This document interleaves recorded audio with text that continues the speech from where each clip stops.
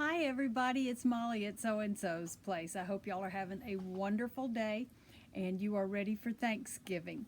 Um, this box is going to be coming to y'all right before Thanksgiving, and I know when you opened it you expected to see all kinds of Thanksgiving goodies. However, I figured you're also probably kind of burned out on all that stuff. So that's why it's not all full of Thanksgiving stuff. If you're anything like me, you're like, so that's why it's not. All right, but this one is really interesting. I've never worked with this product before.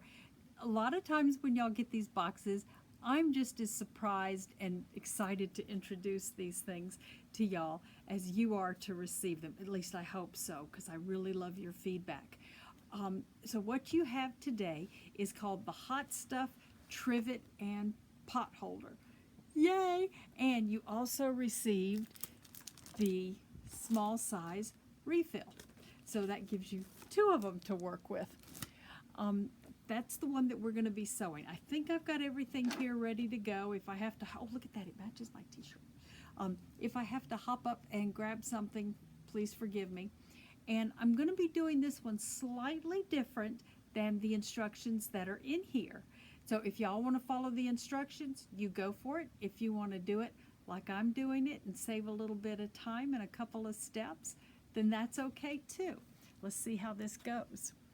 All right, now in your instructions, it does tell you two different ways to construct this. So both of them use steps 1 and 2 for cutting, and then if you're going to do it where it has the pocket, then you jump over here to the next page. And I like the pocket idea. I might do that next time I do one of these, but for this one I didn't do that. I just did it totally different because I was like, oh wait a minute, wouldn't it work like this? So I just jumped to this. All right, now I've also gone ahead and I pre-quilted. There's some sections where you do a little bit of pre-quilting, and I went ahead and did that. Now I haven't cut it off yet because I wanted y'all to see that before I cut it off. And this one is fat quarter friendly. Wow, who knew?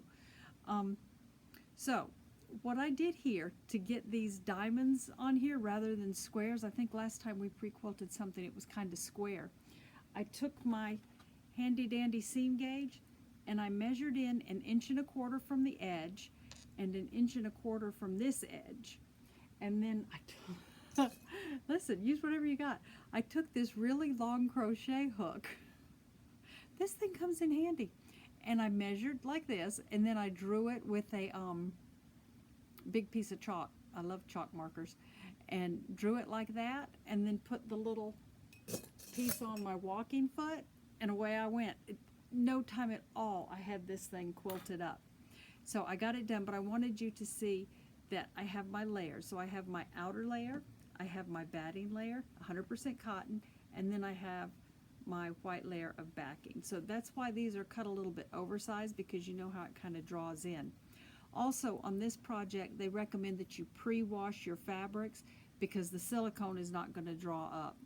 So on mine, yeah, I didn't pre-wash because I just came right in here and sat down and started to work. Oh well. Alright, so I'm going to lean over here, I'm going to cut this last edge off, and then we're going to start on the rest of the construction. Okay? So let me see here. I got my little rotary cutter in my board right here, right out of camera view. Sorry about that. One of these days we'll have an overhead something and be able to switch cameras back and forth. But until we're high speed like that, yes, I'm using my Martelli. And I have my little Martelli mat over here. Okay, so now we are all trimmed. And I'm going to set that one aside, and we're going to go back to step 1. Okay, so I have my large mat here, and I have my 8-inch square. And the fabrics that I tried to put in everybody's box are going to have some kind of high contrast fabric so that you can see it through the mat, because that's kind of the whole point of this, is to be able to see it. You know, you don't want to just put something really boring back there, you know, like this that you can't really see through. So I wanted it to be something that you would really be able to see and have bright colors. And I don't know what y'all's kitchens look like. So, you know, I just thought that was really pretty. And fruits, you know, a lot of people have fruits. So we're going to be doing this one together.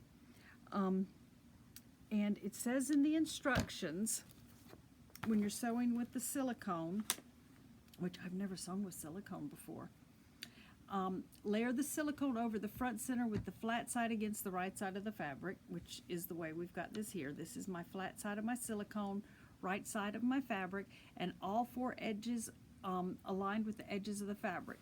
Clip it and make sure it's laying flat on the back side.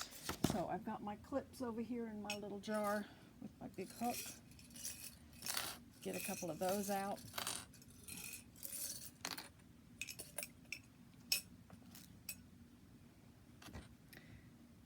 Have I sent y'all clips? Make sure I check on that before I close up your boxes this month. All right, let me see here. All right. So here we go. I'm going to clip that down.